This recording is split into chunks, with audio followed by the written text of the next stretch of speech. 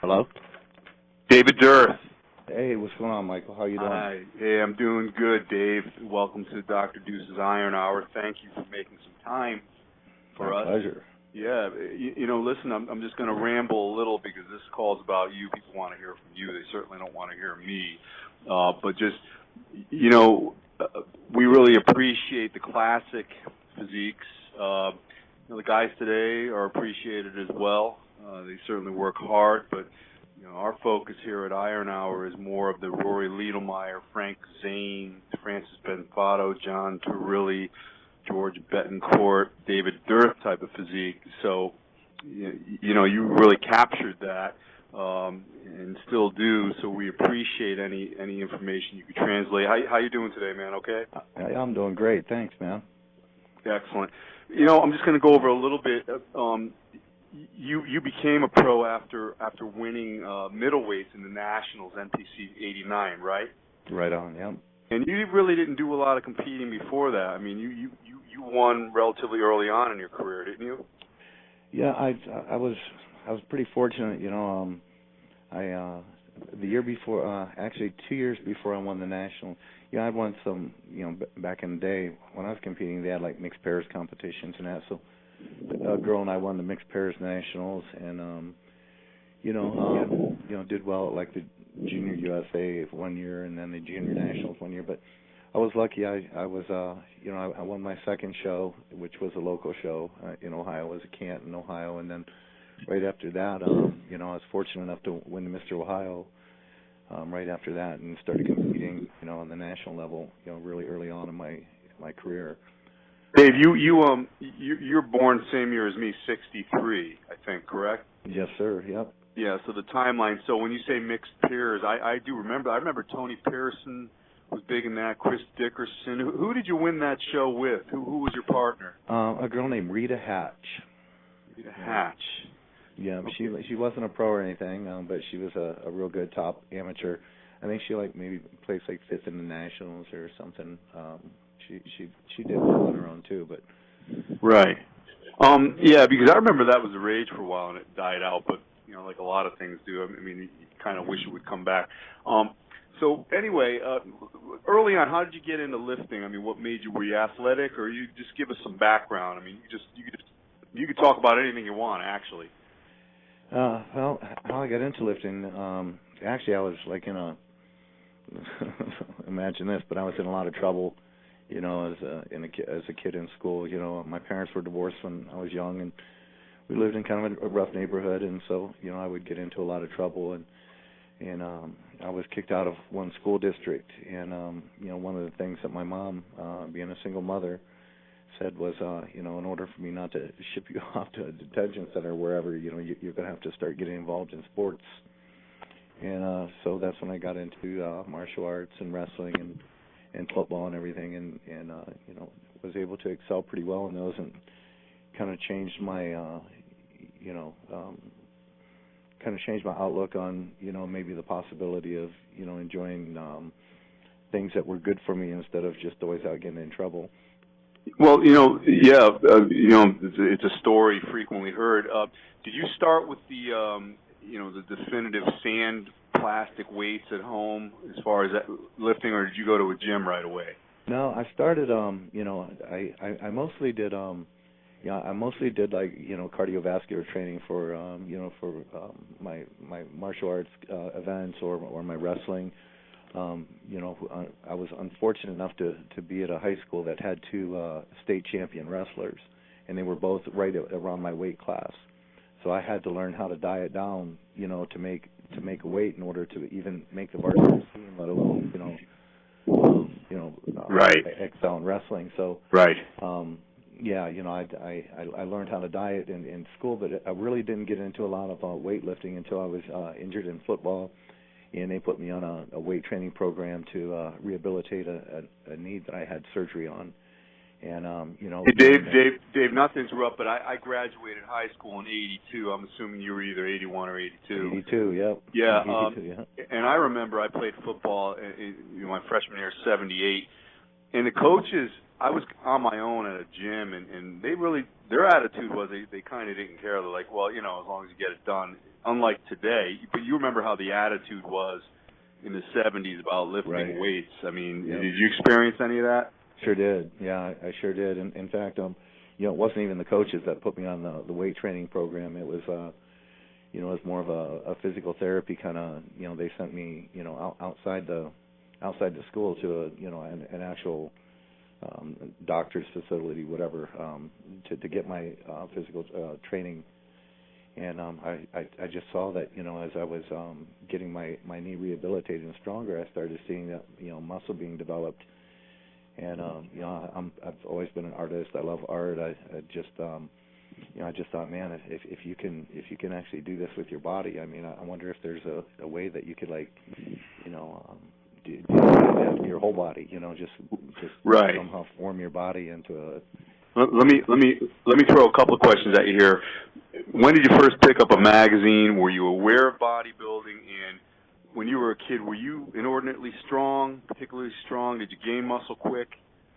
No, I didn't gain muscle quick because, you know, I mean, I'm from a hillbilly, you know, I'm from Ohio, so, you know, there's not a lot of, you know, where I grew up, there's not a lot, you know, not a mentor. So, you know, me and my buddy, when we started working out, you know, around my junior or senior year, you know, we read the magazines and believed, you know, these guys got this way on, you know, the Weeder stuff and, you of course, know, stuff in the magazines and bulking up. I mean, we used to go to Burger King and order, you know, 10 cheeseburgers. And, oh yeah, you know, think that was the correct way to do it. And, you know, and when we dieted down, you know, I dieted like I did with wrestling, which was just about losing weight.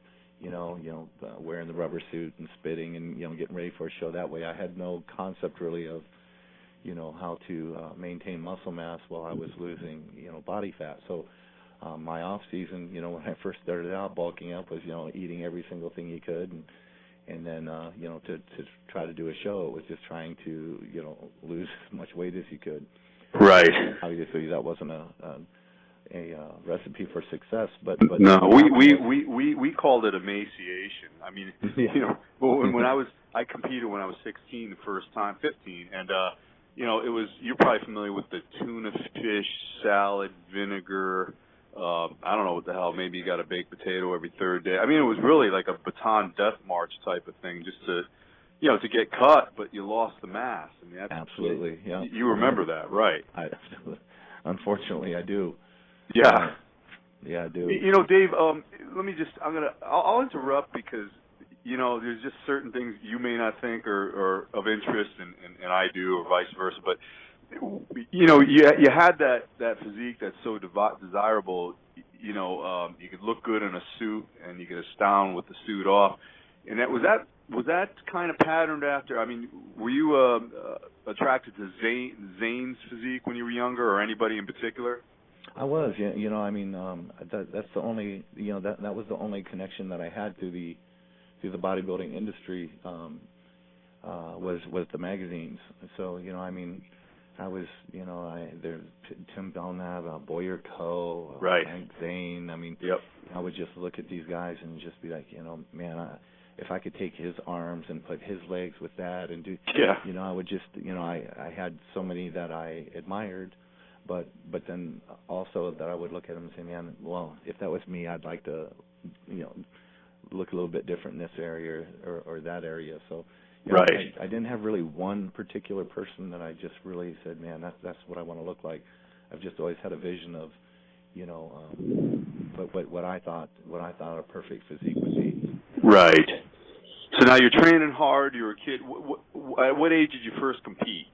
I first competed when I was 17, and it was at the Teenage Natural, Ohio, and there were 5 guys in my class, and I was 4th, and that was enough for me. You know, I had actually beaten one person in a bodybuilding show. You know, so I mean, even though that sounds pathetic, you know, to me it was like I had a little taste of, you know, some success with bodybuilding. You know, that doesn't sound crazy to me, because when you know, it took me 8 shows to get a trophy, and my goal at first was to just look like I belonged on stage with the guys, and hopefully people would clap for me. And then, you know, and they didn't always. I mean, I live close to New York, and the man, you could look like Arnold here, and they're not very appreciative. So I've competed at the Night of Champions quite a few times. So you right, exactly, right, the Beacon Theater. So yeah. So that's good. So then you went on from there, and you kept competing as a teenager. I did. I won the Mr. Canton as a teenager. I got booed off the stage there. Why?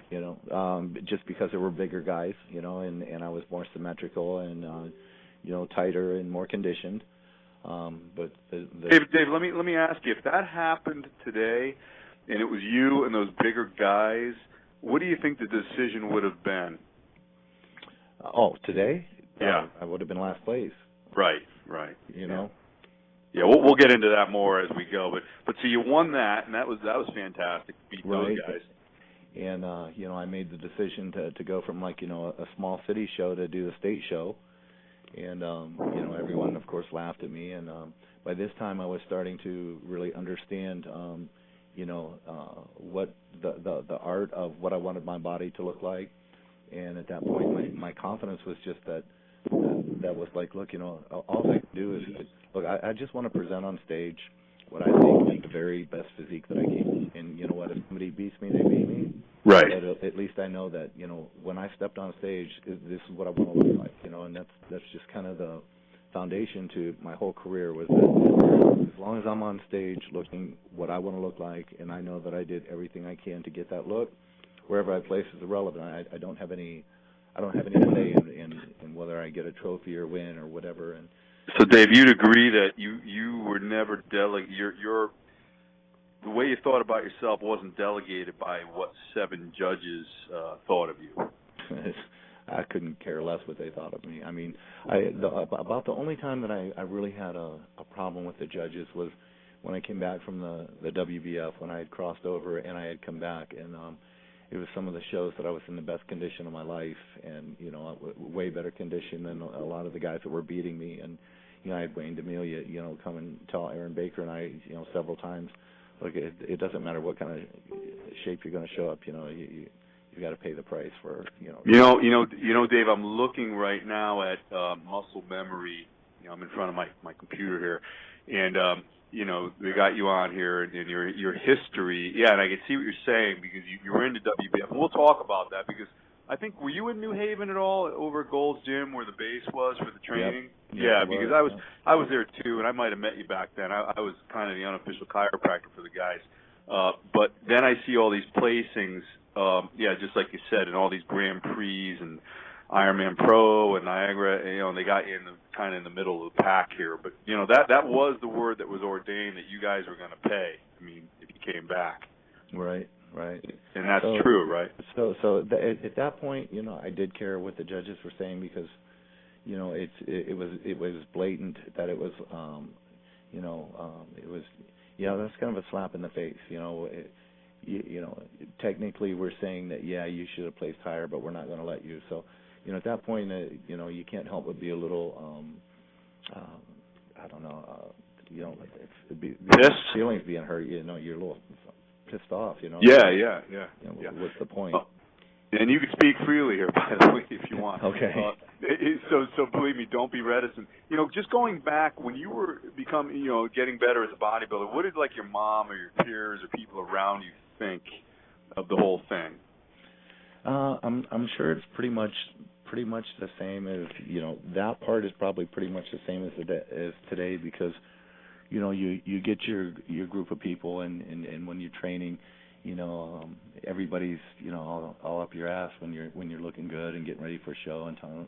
My mom was always a supporter of me. She was my biggest fan.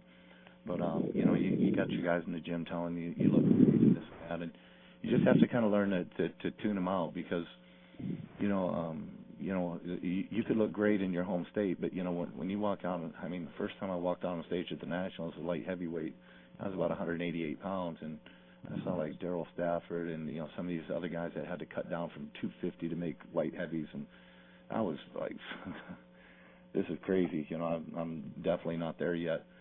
But you have people in the gym telling you you look great, you can't be beat, you're amazing. And when you don't have somebody there that's telling you, you need to work a little bit here, you need to build up this more, or you need to work on this area, one of the things that for me personally, every time that I would look in the mirror, still to this day, when I look in the mirror, and I assess my physique, I never look in the mirror and say, man, this looks good or that looks good. I'm constantly looking for what doesn't, what's behind. Right. Where a lot of the guys, I see a lot of the mistakes where, some of the guys, if they have genetically blessed arms or something, they're in the gym killing their arms when, their legs are what needs work. That wasn't how I ever trained. I always would look in the mirror and try to see, like, geez, what do I need to bring up? What do I need to work on? Yeah, I think it's important you did that, because when you're around people who are your friends, they're going to only tell you how good you look.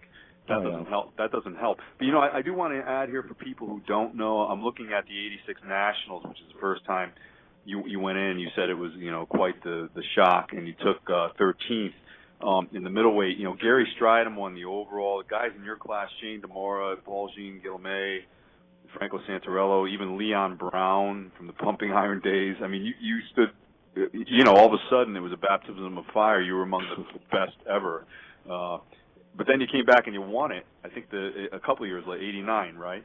Yeah, what I did was, I said, when I went in there, it was eye-opening to me because, at the time, I thought, man, I'd been competing as a light heavy for a little while, and I said, you know what, I'm going to drop down to middles, and I'm going to get my pro card. I'm going to go to the nationals, and I'm going to show them a physique like nobody ever saw, and I dieted down, and I took too much thyroid, and I had to take too much stuff in a short period of time to make that weight. Right. It being really flat and stringy, and nothing at all like that I had hoped for. And when I got there, to not break the top 10, it was a real eye opener for me, because I said, look, this needs to either change from this is what I want my career to be to this needs to be a hobby. And that show right there, was the turning point for me where I had to try to make that decision. So I said, I'm going to give one more crack at the Nationals. I took a year off of competing, and then the following year I competed only as a light heavyweight to qualify for the Nationals. And then the following year, I took like 26 months and said, or 26 weeks, and said that, I'm going to win this show or I'm going to die. That's it, And well, Dave, you being, I often say that it's so hard to become the best or to be considered among the best in the world in anything, darts, ballet, bodybuilding, any endeavor, and you reached that. Let's say at one point you were the top 10 in the world. At least at one point you were. And when you suffer if you want to call it a defeat, taking 13th like that, what goes on in a mind such as what you have, a champion's mind? It's not like, screw it, I give up, obviously. Do you go back to when you were a wrestler and you had to drop weight because you couldn't go against those other guys and you had to do whatever it took? I mean, what do you draw upon to come back after getting plastered like that? Well, that's a really great question, and it really did affect me. I remember I went back to my room and just sobbed like a little schoolgirl, but because I knew that the physique that I presented, wasn't my best physique, but I also knew that I came in at the top of the weight class, so I couldn't figure out. It's like I didn't have the structure at the time to symmetrically and conditionally come in right at 198 and be like I wanted to look like. And here I dieted down to 176, so I was at the top of the class, and I couldn't figure out where my place would be, what I should do. So that's why I took the year off and just trained, like a beast, trained real heavy and tried to eat real clean. And then the following year, I was up around 250 and dieted down to the light heavies for that year, so I could stay a little bit lower. And then the following year, like I said, I just made a commitment to myself that, look, rather than just going in and saying, I'm going to win this show or die, like I just said, what I meant was I'm going to win this show for myself, meaning that I'm going to go into this show knowing that there is not, anybody that during this entire time that I've trained, there's nobody that could have trained one day harder than I trained. Nobody could have put in 1 minute more of cardio than I put in. Nobody could have eaten any clean. Just knowing that I did everything that I could possibly do to present my personal physique. You know who you were at that time. I'll tell you who you were. You were that guy. You read that statement. Listen, just so you know, when you're working hard, there's somebody working harder. So you were the guy who was working harder, right? that's what I tried to be. You're right, and that's my training partner used to just kill me with that phrase. Somebody else wants your trophy, bro. Somebody else wants your pro card, man. Dave, you know what the ass kicker is for real though?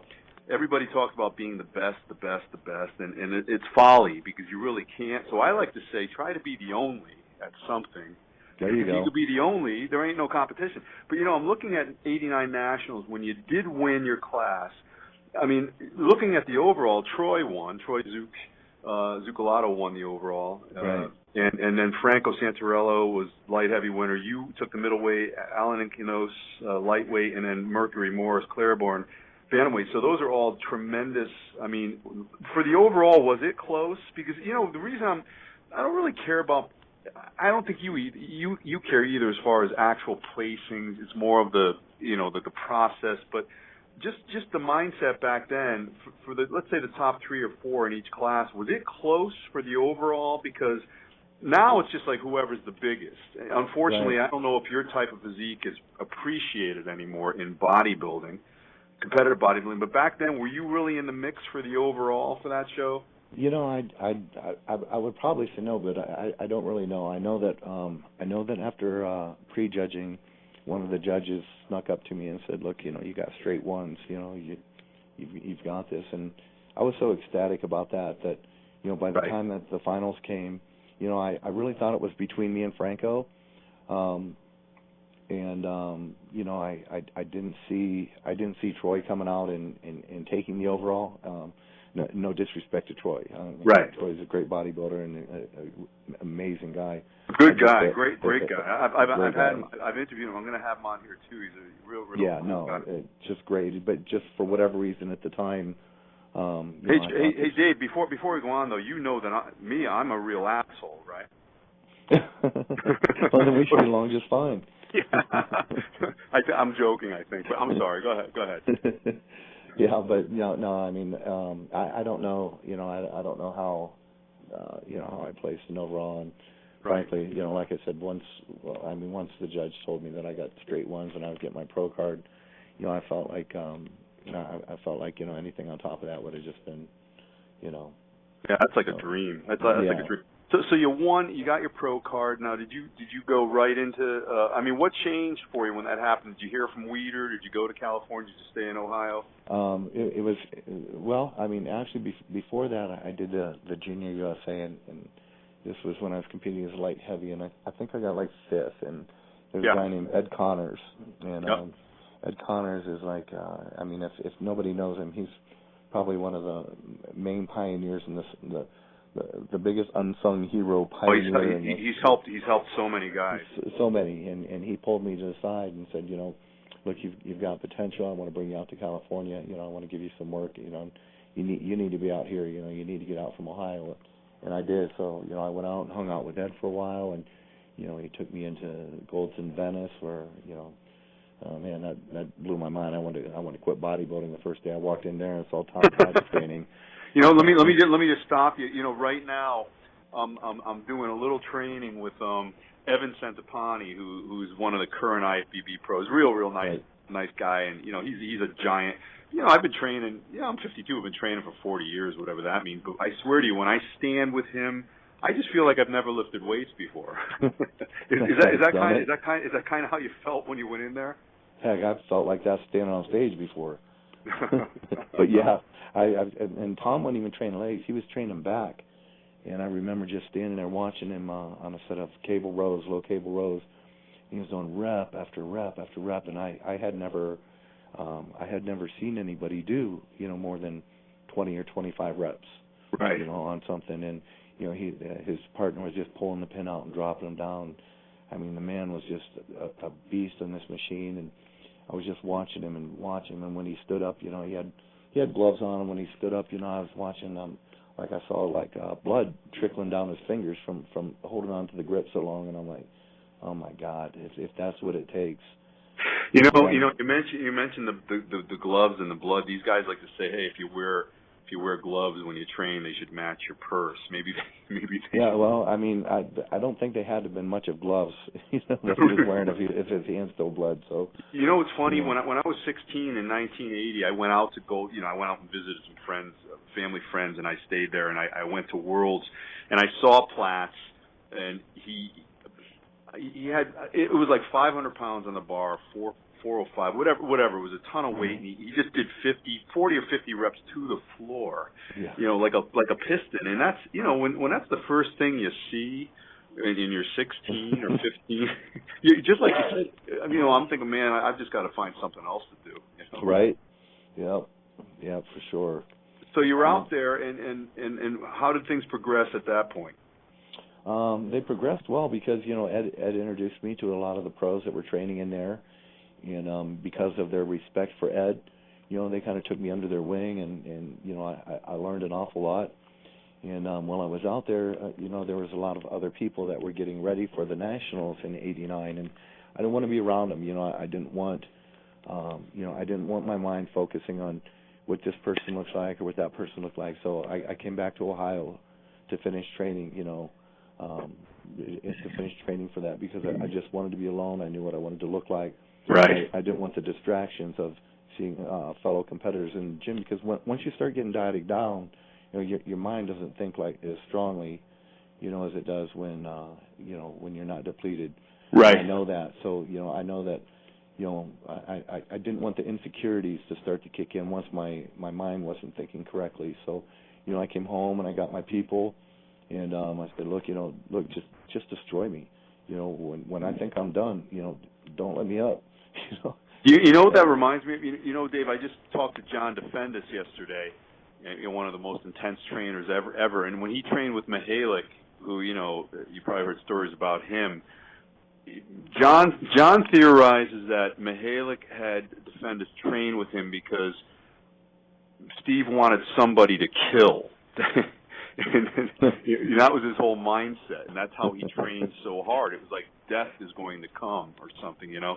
But it kind of sounds like you had people around you who drove you back in Ohio, at least. And that was it, and that's what I asked for. You know, I mean, it's oh man, I remember some of the times, you know, after a workout, I'd just literally go in and collapse in the locker room and just sit there with my hands covered in my face and just be like, man, I can't do this anymore, and there's no way I can make this for 6 more weeks, you know, and just sit there, you know, for an hour after the workout and feel sorry for myself and, you know, get back up and come and do it the next day. So it was brutal because, you know, I mean, that's probably, you know, other than maybe the Olympia and a couple Grand Prix, I mean, that's I can't ever remember training that hard. And I think that's one of the things that a lot of pros lose is, you know, when you're in search of that pro card and you're in that do or die mode, you know, that a lot of times once that switches over into the pros, you know, a lot of times I feel sometimes people lose that mentality and right, get sucked into the, you know, now I got to be bigger and now I got right. to be this and that, and I think they might lose a lot of that just old school, you know, I'm hungry as hell and right. I'm going to do anything to get what I want. Do you look back ever and think to yourself, boy, I could never do that again? Like if you had to do it now, train like that? Well, you know, mentally and spiritually, you know I could do it now. It's just physically, I've had, you know, over 40 surgeries. Yeah, we're gonna get into that. Yeah. Yeah, I've pounded my body. It's been through, you know, but mentally, you know, when I go into the gym, I still push myself, you know, as hard as I can. You know, not to that extent because obviously I don't have a specific goal, you know. Right. But it's just it's in my DNA. You know, right. It's just why are you in the gym, you know, and claiming to be a bodybuilder, and why are you in the gym, you know, claiming to be a champion if you're training half-assed, you know, right. like a little bitch. So, you know, I still can't shake that even at my age. It's like, you know, if I'm not in there, you know, busting my ass, then I feel like I'm. You know, Dave, I've learned how to make lightweights look real heavy. I mean, I don't know if that has any weight No, to no. it. Yeah, I do. So listen, you had, so you did the pros right away. You did the Niagara Pro, Falls Pro, and you took third right away. Your first show, first Right. pro show. Yeah, it was pretty cool, man, because I won the nationals. I don't know what I weighed, actually, because we weighed in a day earlier, but I barely made weight. So, I was probably like 6 or 7 pounds heavier the next day, but so still, not more than 180. Right. And then when I did the Niagara, I was like 218. Yeah. So I was able to actually grow back into the weight that I was comfortable with. I mean, you beat Al Beckles, Phil Hill, Sonny Schmidt, Steve Brisbois, Andres, especially Al Beckles. I mean, those are historic figures. And here you are, a young guy. I'm thinking in terms of me, and I mean, I'm your age. I never, I competed for a long time, but I never went anywhere, obviously, and that had to be a pretty big lift to you to place like that right away. It was. I didn't, I didn't see it that way because, when, for me, going from, the amateurs to pros, it was exciting and, I was a bit nervous, but I didn't train, any other way for the show. So I went in with expectations of just, really no expectations, but also great expectations. So, when I hear somebody saying, I want to train for this show and, I want to train to try to make the top 5, it's like I get that a little bit, but man, to me, if you're not training to win, then you shouldn't be training, and I Right. get what they're saying because it's like, man, it'd be such an accomplishment because it's such a big show. If I could, for example, if I could crack the top 5 at the Olympia, but I don't train to crack the top 5. I'm training to be Dorian. Right. That's what I'm training for. If I crack the top 5, it'd be amazing, but that's not what I go into gym to train. I go Right. into gym to train to beat Dorian Yates.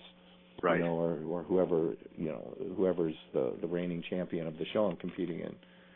So, to place third, I was disappointed because I wanted to win, but then, when they told me I was qualified for the Olympia, my first pro show, it settled in, a few days after the show, it settled in, and I said, wow, I just qualified for the Olympia. That's pretty fucking cool. Well, it certainly is. I'm looking at this now. So you did the Night of the Champions. You took 12th.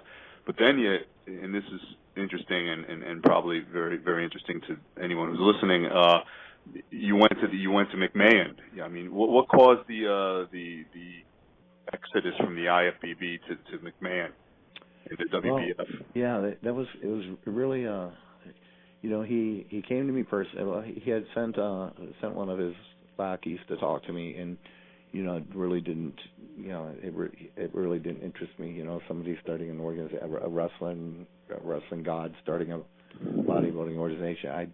When I didn't hear it right from his mouth and heard it from somebody else, how people come to you all the time, right? All these different wonderful stories that they can help your career, blah blah blah. And so I really didn't put much into it. And then he called me and flew me out to see him and said, listen, I want to get the 10, 12, 13 most marketable bodybuilders in the world, and I want to give you guys contracts, and I want to change the dynamics of bodybuilding. I don't want it to be so boring. I want it to be entertaining. We're gonna just we're gonna treat you guys like superstars. And when he told me the money that he was willing to put out to have me as part of the organization, I went back to Weider and I said, listen, Joe, I'm in a bit of a predicament here, and you guys aren't offering me shit, and this was directed to Joe personally. Yeah, this was directed to Joe personally. I said, you guys really aren't offering me shit as far as a substantial or a way to make an income. I mean, I'm spending $10,000-$15,000 to get ready for a show, and placing 6th, 5th, 4th, whatever. I'm getting a paycheck of $5,000. Right. So what you guys are paying IFBB currently, isn't enough to pay my bills. I'm having to do shit on the side. Right. That that obviously I've gotten in trouble for, but right. I mean you don't really have a choice. And when he said, we're not paying you guys, and if you do defect over with Vince, you'll never be part of the IFBB again. So when I went back to Vince and shared that with him, he said, look, you know, you're never going to have to worry about the IFBB again. They're not going to be around, you know, once they see what we have. And I talked to my best friend at the time was Aaron Baker, and, you know, we talked about it, and we said, fuck it, let's do this, you know, and you know, I have no regrets about it. It was a good couple of years. We had a blast. We traveled all over the world. We did, you know, we got some amazing stories that aren't for young viewers to hear or young listeners to hear, but you know, all in all, it was a great experience. And you know, like I said, the only regret I have was you know, the hatred that the IFBB presented and all the money that I had to pay back to get in the organization. You know, I figure if I'm going to pay my fines, then, you know, allow me to at least place well. But to pay your fines and to be placed lower, you know, because you decided that, you know, you wanted to financially take care of yourself. Right. You know, that was, to me, that was bullshit. You know, and you know, I took it like a champ. You know, I mean, other than Lee Priest, you know, I don't know if anybody's ever been fined more than me. You know? Well, Dave, you know, speaking of that, why the wild child? Yeah, that's Peter McGough's fault there. That was, oh, okay. He would do, you know, he did a couple interviews for me for Flex at the time, and you know, I've never been one to really give a shit what people thought or said about me. As long as I was, you know, as long as I was happy and doing my thing and, you know, trying not to hurt people, you know, I just didn't really care about other people's opinions and just, you know, spoke how I felt and lived how I felt. And he did an interview, and during the interview, you know, I said some pretty ridiculous, God, some of the quotes, favorite movie, I like Bambi because I like to go in and watch all the little kids cry when the baby's mother gets shot. What do you do to motivate yourself before workout? Oh, I sit and meditate and think about a school bus with kindergartners going off a cliff and blowing Oh, my up. goodness.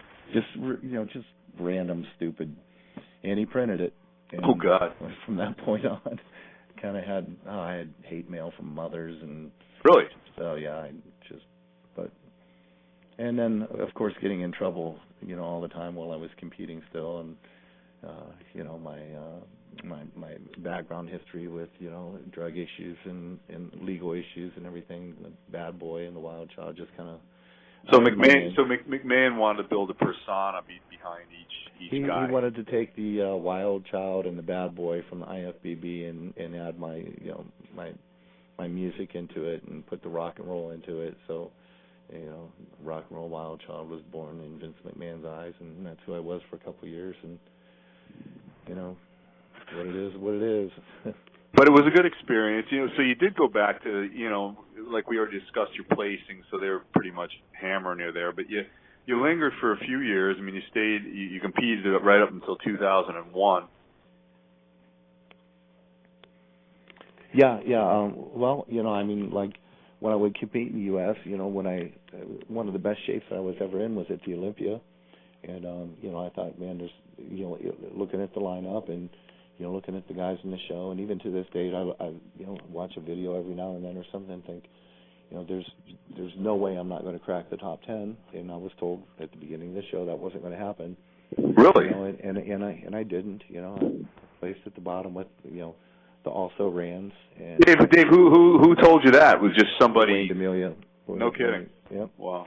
And then, you know, then right after that, you know, I went on the European the European tour, and was constantly placing, you know, 5th, 6th, 7th, in all the shows in Europe, beating these guys that just beat me 1 week earlier at the Olympia. So, you know, the people, the judges in other countries, you know, they could care less if you know, I had just come back from the WBF or not, and you know, placed me, you know, more deservingly, you know, and like I say, it was 1 week after the Olympia, and I'm, you know, beating half the guys that placed, you know, in front of me. Well, you know, in essence, what you're really translating here, it's known as racketeering, but that's a whole other issue. Right. You know, really, it's a nebulous. You know, it's on the same level or worse than boxing. You know, as far as the respect that organization, you know, has as far as being on the up and up. But, you know, we know that, and I think part of the thing is, as long as you know you can't really question yourself. I mean, if you were in shape, and they're putting you like that, well, then it's, things progress as they should, and you're out. Why would you continue doing that to yourself? That's the way it's going to go. Well, for me, it was a little bit different because I was real fortunate because, man, I mean, I'm sure everybody says this about their own fans, but my fans, they treated me amazing. I mean, even no matter where I placed here in the U.S. or how low or how high I placed didn't matter to my fans, and I was fortunate enough then that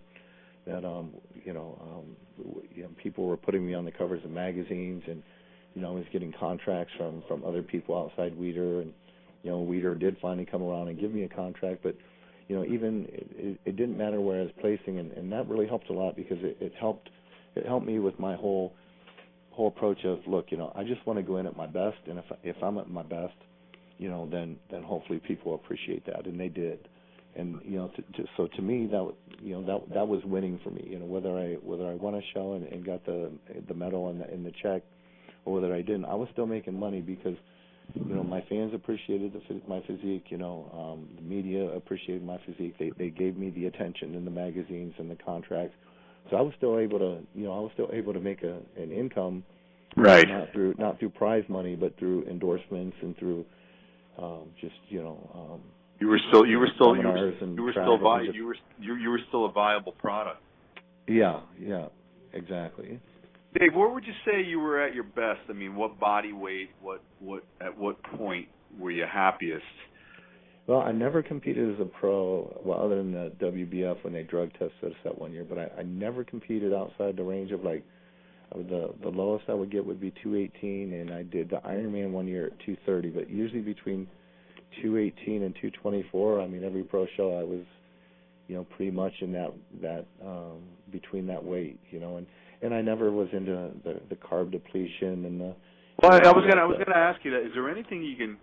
I mean, there's no way to explain these types of things with a broad brush, but as far as you've got a photo I'm probably going to use with this over the YouTube, as far as the overlays, a hands on hips shot that you have, and it just looks like you're very, very dense, but it looks like saran wrap. I mean, you've got that look where everything is sucked in a good way. I mean, I don't think you can get humanly any more in any better condition than that and live. I mean, is there anything you did? Was it just a lifestyle or a consistency over time, or anything special you did to get that look?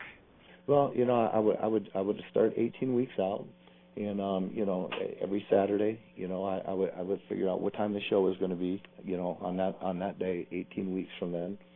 And that Saturday, I would go in and I would evaluate what I looked like, and I would adjust my diet, and try to have higher carb days, lower carb days, whatever, so that at each Saturday when I looked at myself at that time, I could see, okay, you're a little too puffy right now, or you're a little too you're a little too sunk in, so change this day in the week to eating more carbs. And so every Saturday that I would go into the gym or into the studio and look at myself, I could tell what days that I needed to be higher carbs, lower carbs, and whatnot, so that I started to understand throughout the week what days I needed to be eating more food, what days I needed to be eating different foods times a day.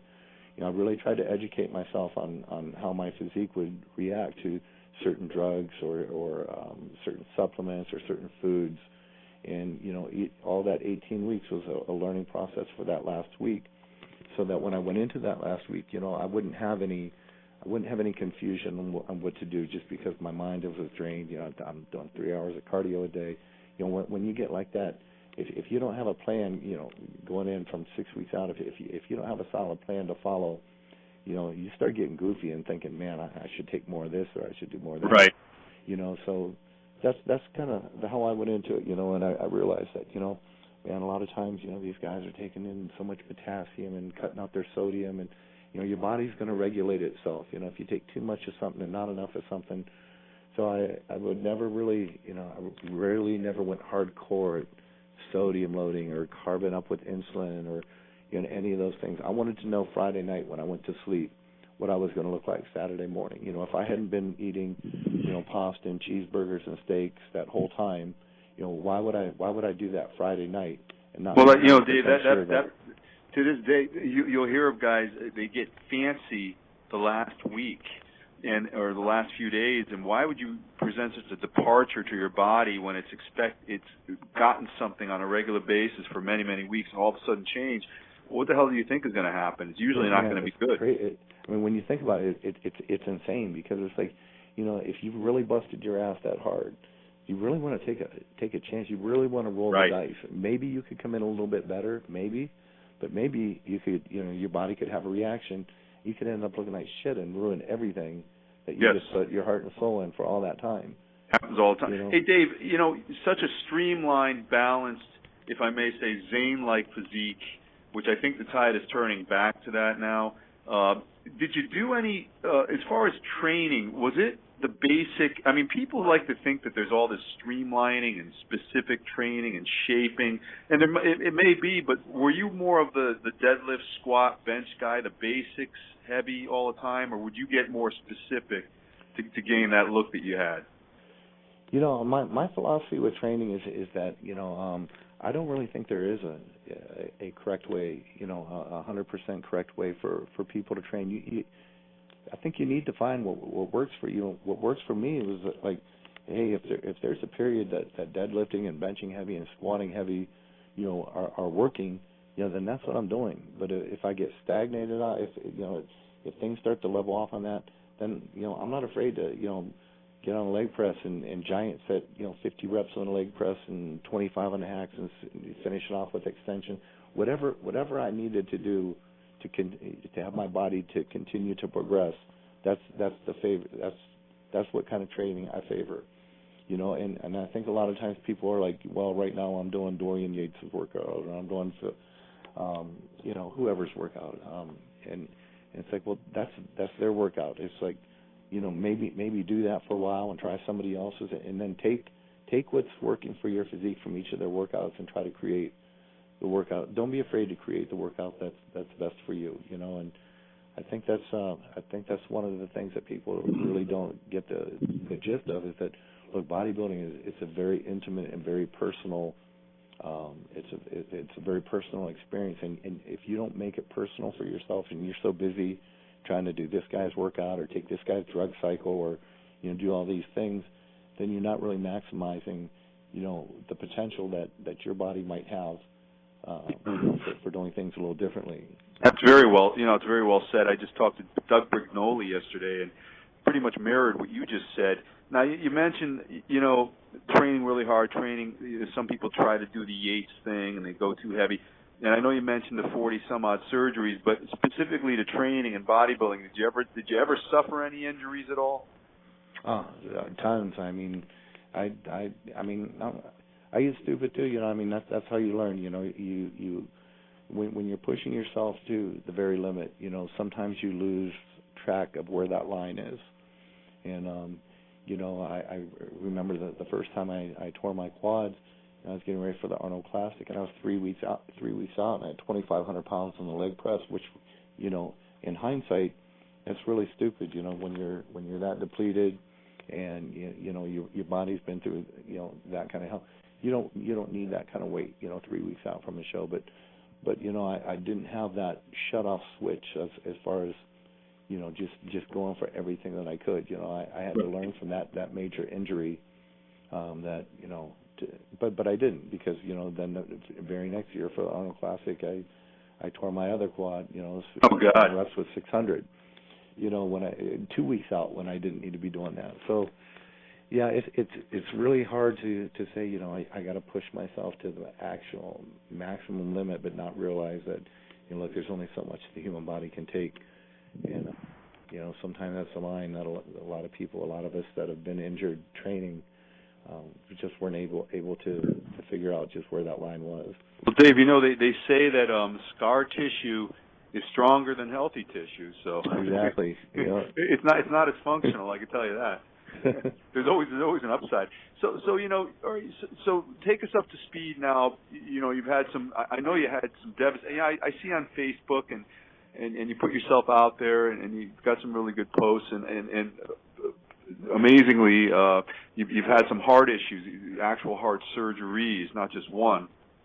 Right. Yep. I mean, how did that arise? Is that a recent development, or did you have a heart history in the past? You know, I never did in the past, but you know, I mean, look, you know, when I started training as a bodybuilder and I had my goals, I never thought that, you know, my whole way of life, my whole lifestyle was like, look, you know, I'll be lucky to live to be 30. I'm not planning on living past 30, you know, and I lived balls out, you know. I mean, it was just, look, if it was time to train, it was on. If it was time to party, it was on. Whatever it was time for, you were getting 100% of David Dusa. Right. He's not going to live to be. If I live to be 31, it's going to be a fucking miracle. Dave, you know what I like to say? If you're going to be wrong with confidence. Well, I've been confidently wrong for most of my life. There you go. Carry on.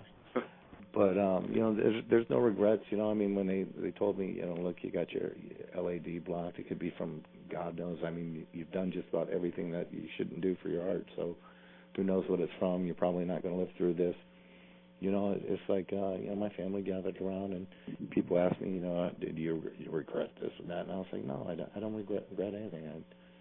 I have no regrets as far as the lifestyle that I lived. You know, I mean, there's, of course, you know, some of the mistakes I've made. I wish that I wouldn't have done it, but that's just it's just part of my character. It's just, right. And that's why I put myself out there today, you know, on social media.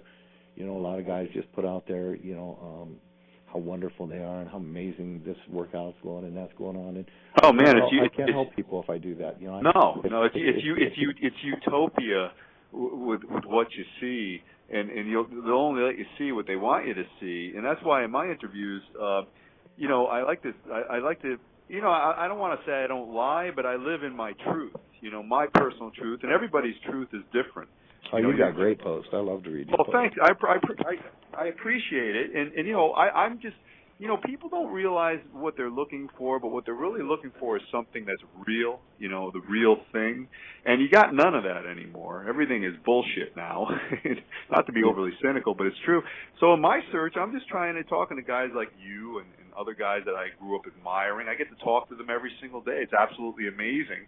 It is, and the truths that come out are really refreshing. So, you know, it's a bullshit-free zone, I hope, overall. Yeah, I mean, you do an amazing job, and I mean, the people you interact with are, in my opinion, you know, the epitome of what a champion is. And you know, Dave, I'll cut you. I just want to. I appreciate that, but there are, you know, people do contact me. I have access to a lot of guys, and there's a couple of people they want to hear from. But frankly, and it doesn't matter who they are. They're big-time guys, but I don't want to talk to them because they're morally bad. And I'm not judging anybody, but you know, they're just not good people, and they don't live in truth. They don't speak the truth, and you know, that's fine. Maybe they're serving somebody's purpose out there, but yeah, I don't have any use for that. You know, if they're not going to be straight up, or you know, I don't really even have to go there. But you understand what I'm saying.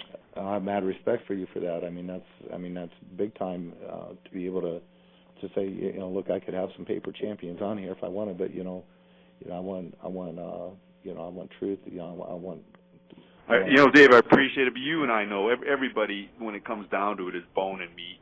I mean, everybody's the same. There's 8 billion sacks of cells on this planet called humans.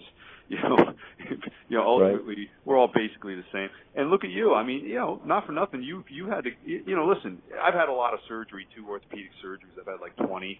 And, you know, people like to say, and you'll appreciate this, hey, I know a really good surgeon. I know a great surgeon. He's a great surgeon. You know what I tell them? I go, you know what?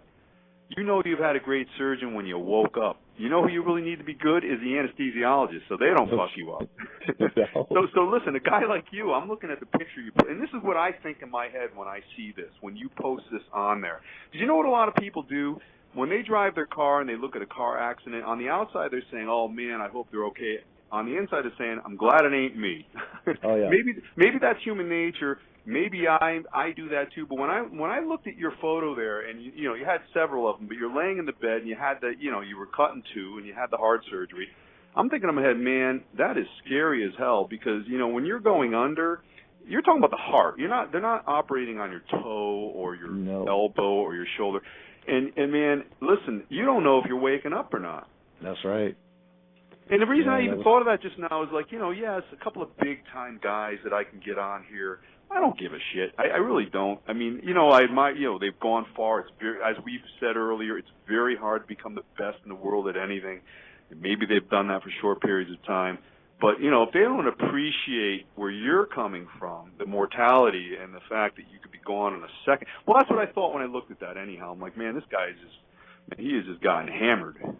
Well, see, and I appreciate that, and you know, maybe I can't be a champion on stage, or I'm not in the magazines anymore, but for me to still represent myself in the best way that I can, and the people that still follow me and are still interested, is to put the things out there that maybe other people are having issues with in their own lives, whether it's depression, whether it's some sort of addiction, or you know, whether it's the loss of a brother, whatever it is that I post out there, you know, I do that, and I try not to say, you know, woe is me, here's a situation. I say, look, you know, here's a situation.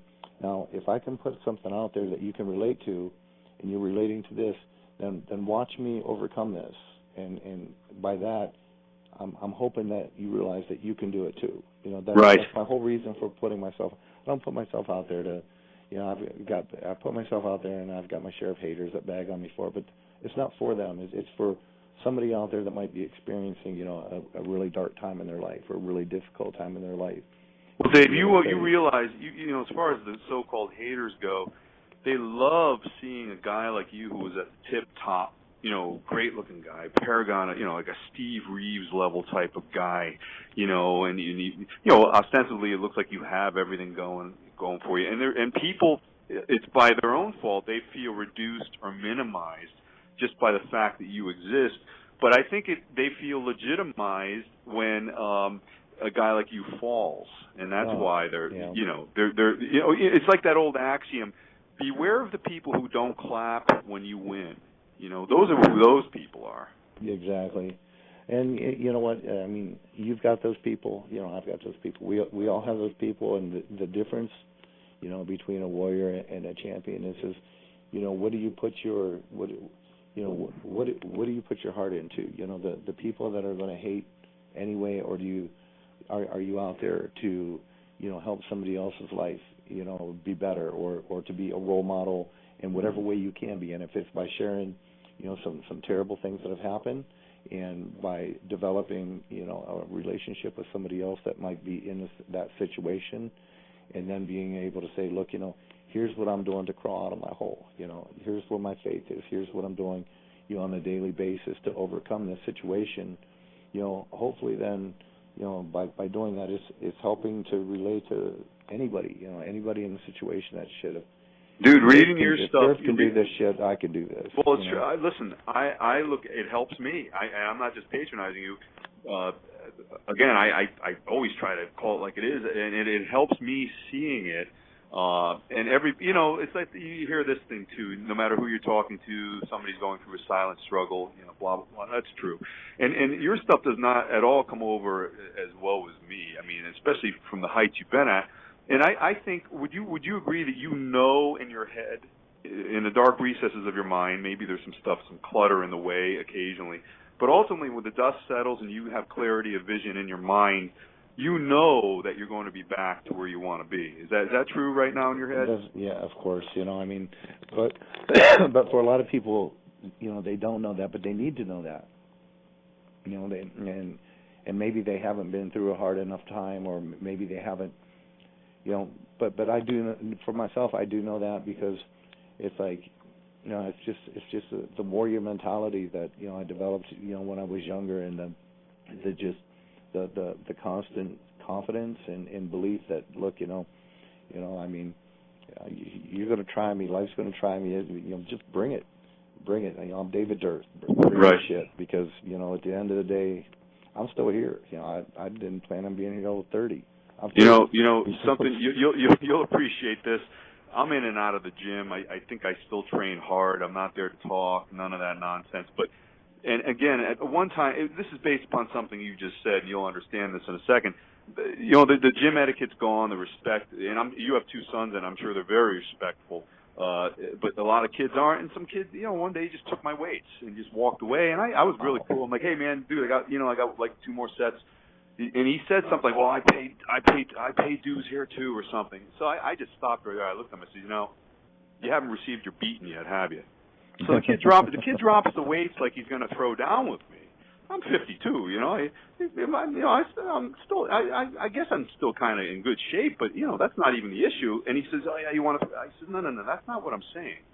You haven't received your beating yet." Meaning, you know, really, I had some words with him, and nothing happened. But the message was, this kid has not received his challenge yet on the planet because he has no respect. He has received nothing. He has not gotten his metaphorical ass beat yet. And I'm not saying somebody should pound him in the head, but he hasn't had to pay a mortgage. He hasn't had to get his kid out of jail. He hasn't had to, lose a job. You know what I'm saying? Everything's been given, and there's too many people like that now.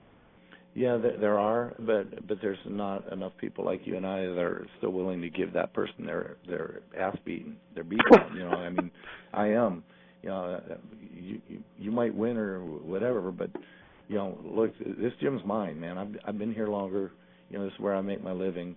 You know, this is my sanctuary. You know, if you're you're texting and oh man, well Dave, you know, I'm talking about Montanari's goals. You know, Powerhouse where you used to train. You know, for the WBF. I mean, that's a hardcore.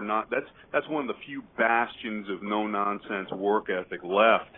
But still, the insidious encroachment of these damn kids on the cell phones and selfies and girls, the athletes I call them, you know, the in your face, in your face, you know, the twerkers or whatever all this crazy shit that's going on now. You know, they're just in the way, and then those are the ones that wonder why they don't end up looking like you. But feel they deserve to be. Well, no, the word. Well, that's correct. That dirty word, deserve. You know, and Big John Defenders was talking about all the trophies that are given out.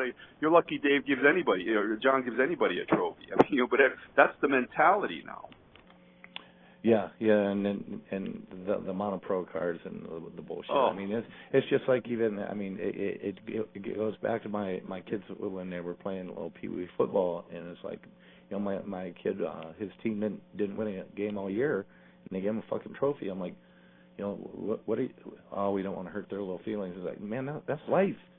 You know, you guys. Yeah, right. You don't get a reward for sucking. Well, Dave, that's like Harrison from the Steelers. Yeah, crazy linebacker, you know, big time guy. Oh, yeah. You know, I guess he made the news because his kids got participation trophies. He made them give them back. You know, I'm not going to argue with that guy. Whatever my father told me to do, you know, that's it. Hey, Dave, going back when you did get your pro card in '89, what did they give out? 4 for the year, right? It was like the guys who won the nationals. They gave out one for each class of the nationals, and then they gave 1 to the overall winner at the USA. Right. So it had some value back then. I mean, they were really hard to get. And I mean, one of my buddies told me that they gave like over 300 pro cards out last year. Oh, did you? I didn't tell you, Dave. My mother is a pro. Your mother's a pro what? IFBB pro.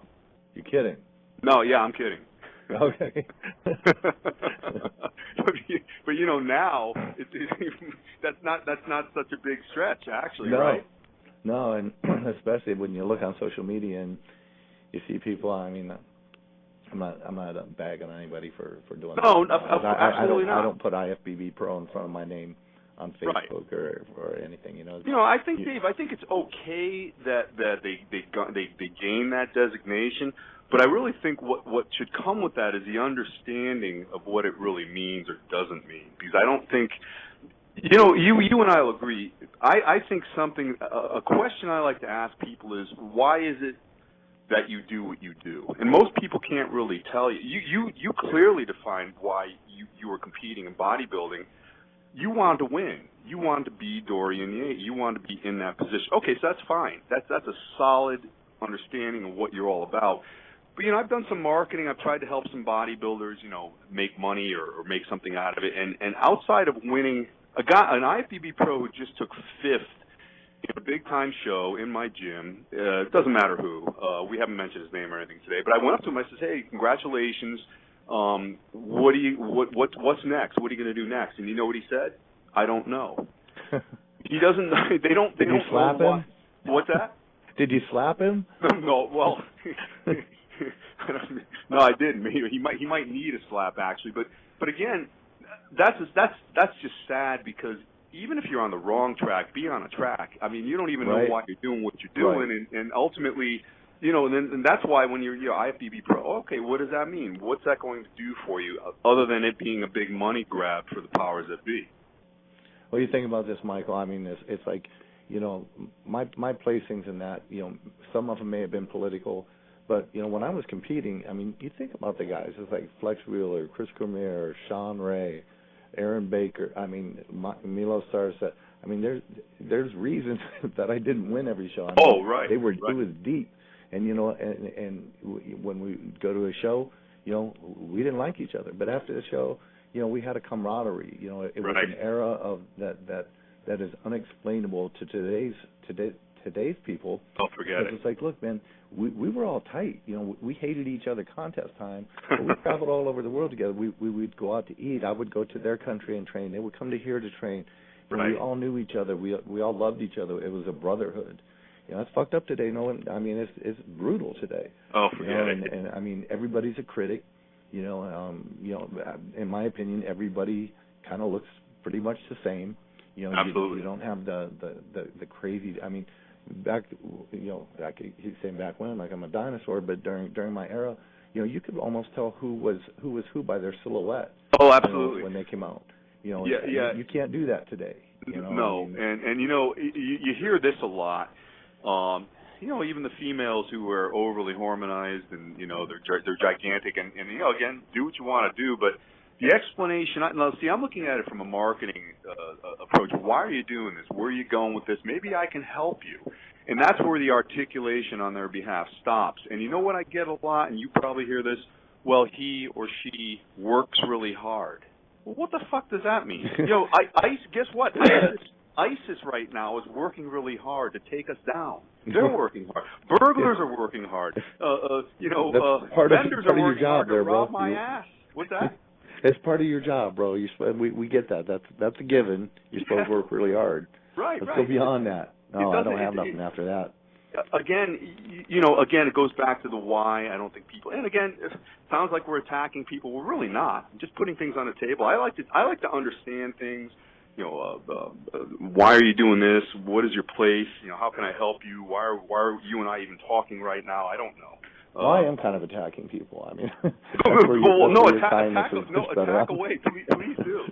I am attacking people because, and you're talking to me, so you're asking my opinion. So I mean, this is my opinion. Anybody Dave, else? On my site, I have one of my phrases is, all opinions don't matter. Because you hear this stuff with the PC crap in society now. Everybody's embraced. No bullshit. Not here. There's certain things, like if you're a young guy and you're disrespectful, you're gone. Listen, you got 2 sons, and I'm sure they're good kids. And you know what you hear from kids now? I'm not, respect has to be earned. You know what I think about that? I'm older than you, okay? Yeah. You get nothing. You respect me. We'll see how it comes along with you, and then we'll decide. And there's another meme out there. Like, I get this shit sometimes. The kids will, I'm an old man, this and that. No, that's fine. There's a meme out there, and it's like this old Viking, and you've probably seen it. And the blurb is like, just remember, I'm old for a reason. Right. No shit. But the respect thing. You hear these people crying, "Are you disrespecting me?" I'm like, well, number one, you're disrespectful, and you don't give any respect. So how can this be reciprocal? I don't understand. Yeah, my comment is, what if I am you little bitch? I'd like to watch have patience for that. I mean, honestly, I don't. Hey, Dave, when you say that, just make sure the heart sutures are nice and healed before you. It. But yeah, you're completely right about the whole respect thing. But when I say I'm attacking people, I'm saying that look, if you can't say that, if I'm asking you what what's next? What are you into bodybuilding for? If you can't tell me because it's the thing that I love more than anything else in the world, and it's because it's the one sport in the world that I have an opportunity to create a physique that's exactly what I want to see in my heart and in my head. It's what I want to present. This is my presentation of my artwork, to the world. What I'm showing the world is who I am.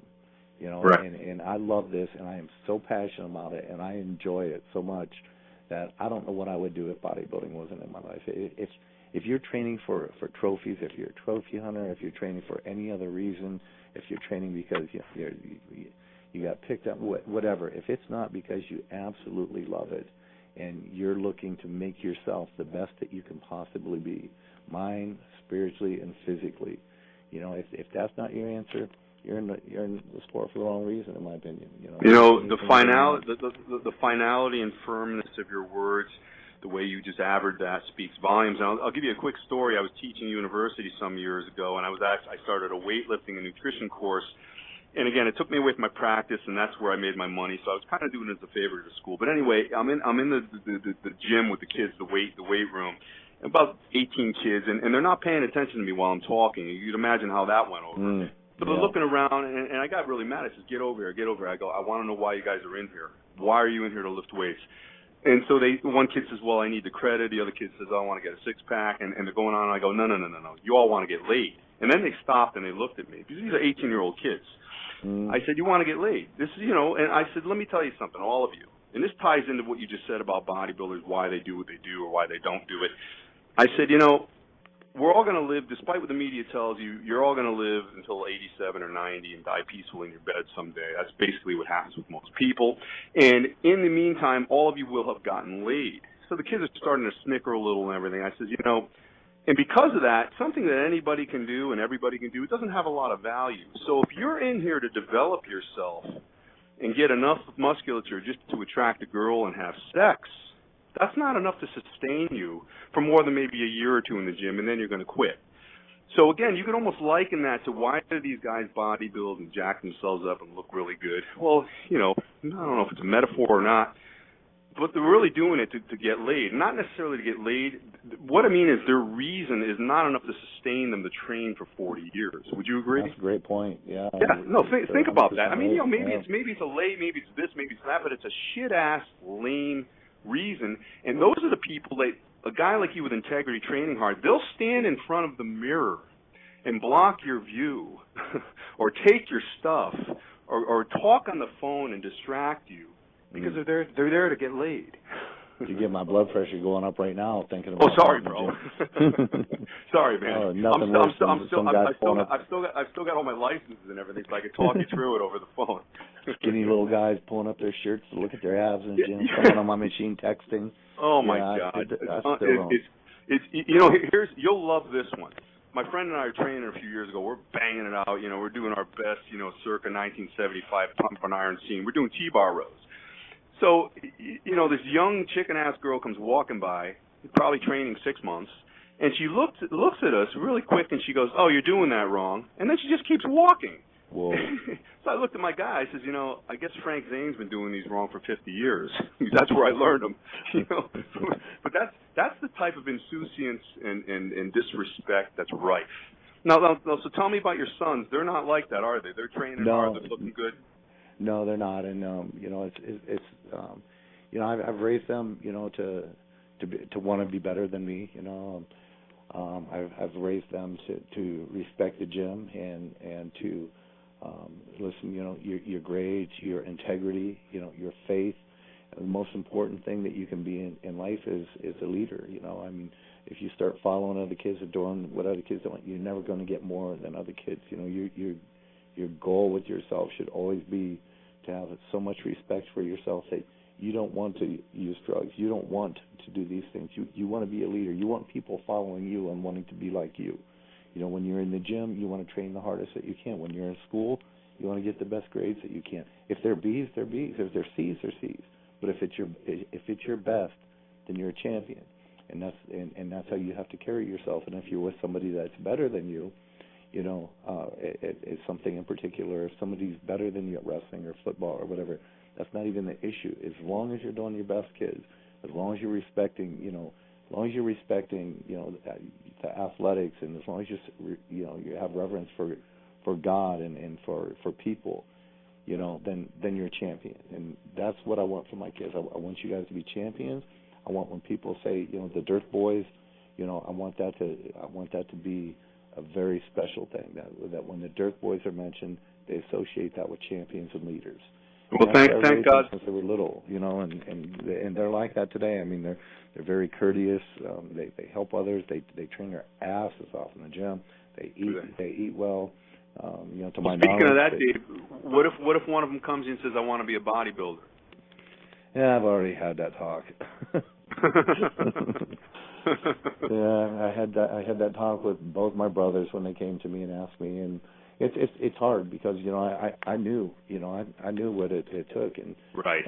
I knew that the drugs involved, and I knew that the health risks involved, and right. When my brothers came to me, and my brother Doug first came to me and said that, and I'm like, look, you train like a bodybuilder, natural, you train like that completely natural. You do this for a year. You show me, everything that you've got for a year, and that this is really something you want, not just something that Big Brother did, and then we'll talk about it. And he did, and and then so I trained him and got him on the right gear and monitored everything, and he won the Mr. California. No kidding. And wow. Then when my brother Devin came to me and he asked me the same thing, I told him the same thing I told my brother Doug. You give me a year, you show me, you show me you're a warrior. You show me your drive. You show me what you got, what you want, how bad you want it. And we'll see from that. And he did, and I trained him, and he won the Mr. Kentucky. No kidding. It's the same. Yeah, so it's the same with my boys. It's like, look, you're not ready yet. I mean, you're 15 and 16 years old.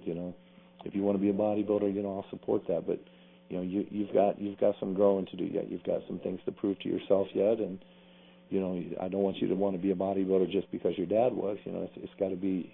I want you to find your own passions, your own dreams.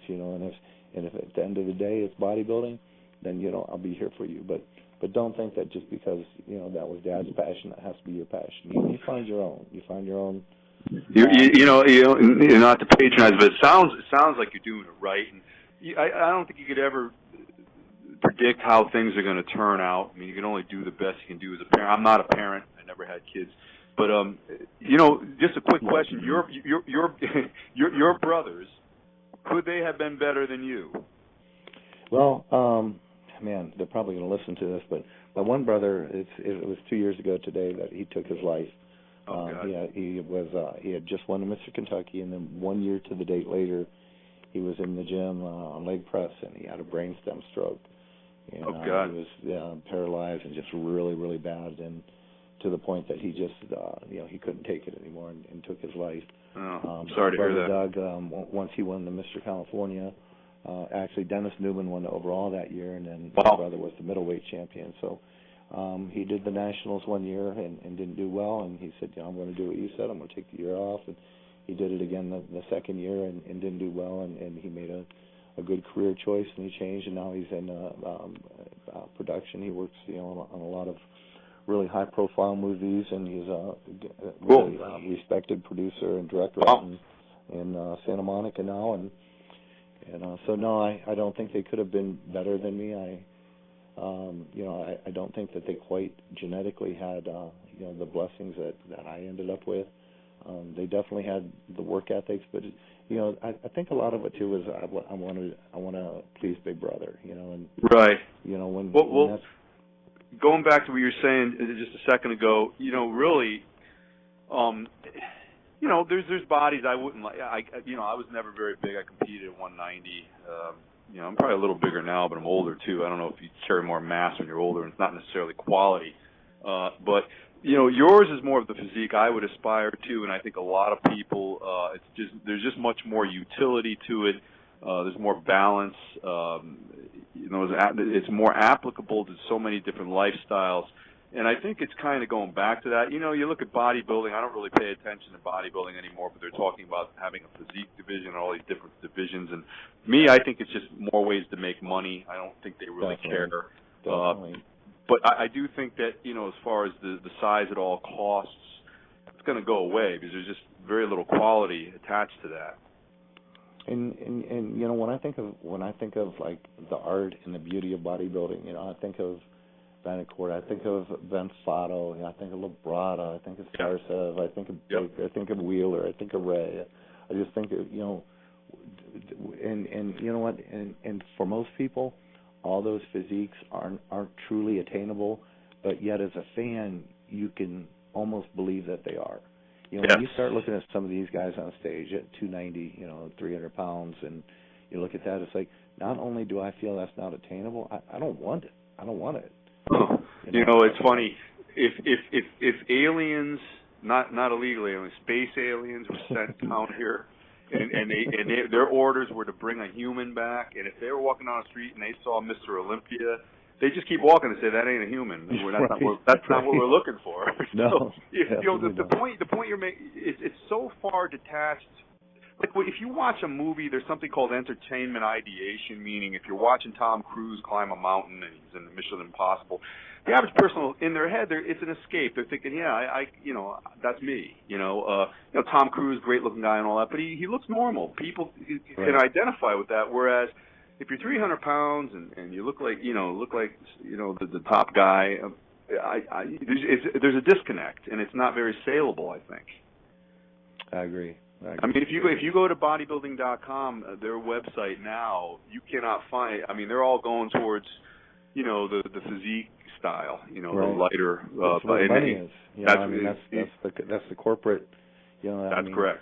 You know, you had, you know, I mean, I still have to give all the credit in the world to Arnold for absolutely, you know, making this any kind of sport at all, and for his dedication. You know, even when he was, you know, his billionaire status, you know, he's still, to this day, still, you know, promotes it, and you know, he's paved a way for all of us, you know, and now it's all about, you know, the capitalization on, you know, the corporate end of how can we make money? Well, if I charge this amount for my NPC card and this amount for you to enter a show, and you know, it's just there's a lot. Dave, you're in Ohio, right? Yeah, I am. I have a question and a statement. The question is, you know, I went to school in Chicago and I drove through Ohio many, many times, and I'd go through Cleveland. And I have a question: does the sun ever shine in Cleveland? What's the sun? No, the sun. Like, there you go. Yeah. No, I haven't seen it since I've been back here. Listen, man, it was just like I don't remember. I used to actually drive through there and look to see if it was shining, and never did. If anybody ever moves to Ohio on purpose, they need to check into the psych ward because they're fucked up. Well, you know, the second thing I was going to say, I don't know if it's the same. You mentioning Arnold and economics and bodybuilding, and like it or lump it, we have a funny rule here in Connecticut, and it is when you go to pay your mortgage and buy groceries, they want money, lots of it. So, you know, whether you like it or not, you know, you're going to struggle. Well, I train hard and I'm 270. It doesn't matter. It does not matter. It does not matter. I tried to get groceries and used my Pro card the other day, and it didn't go through. Yeah, you know, the IFBB is going to have event. You know, I actually had somebody in the gym. This was just a couple of days ago. Asked me if I used to be David Dearth. And oh God. I said, I guess I did. I guess that's kind of a compliment. I guess in a very. I guess I had another guy correct me on my my bicep curls a couple of days ago. Did he? I just I'm a dinosaur now. I was like, he didn't know who you were, and he just came up. No, I was on a hammer strength bicep curl machine, and you know I'd probably done 30 reps already. So you know, I'm just trying to move the weight at this point. And he came over and informed me that he was a personal trainer at the gym, and proceeded to give me his business card and said if that you know, that wasn't the correct way to work out, and that if I needed some help, let him know, and he would be happy to let me hire him as a trainer. Oh, well, you know what he hasn't received yet? He hasn't received. I know a lot of things. He hasn't received his beating yet. There you go. Thank you. Maybe you might be the one to levy that upon him, Dave. No, what I did, this is pretty funny. I'm a dick, so I don't mind telling you. I went over to my gym bag and opened up my wallet and took out one of my Pro cards, and I handed it to him, and I said, take this to the front desk and show it to the manager and tell him that you're going to be training me. And he looked at it and just put his head down. I'm like, yeah, you little bitch, walk away. Hey, Dave, listen, it's been a pleasure. We're running about out of time now. If there's anything you want to add, but listen, this is going to go up. It's the people are really. I got a lot of people request, and you're probably one of the number one requested people that people want to hear from. So this will go up, and there'll be a link put up. I think Katz, you, Defendis, and Brignoli are going up tomorrow, and the site will be up, and you'll have access to it. So I really appreciate it. It's been a lot of fun. Can I just finish with one last thing, man? I just want to say that, no, please, man, I've been following you for a minute now, and man, you are so refreshing. Thanks. Keep the sport going the way it is, and you know.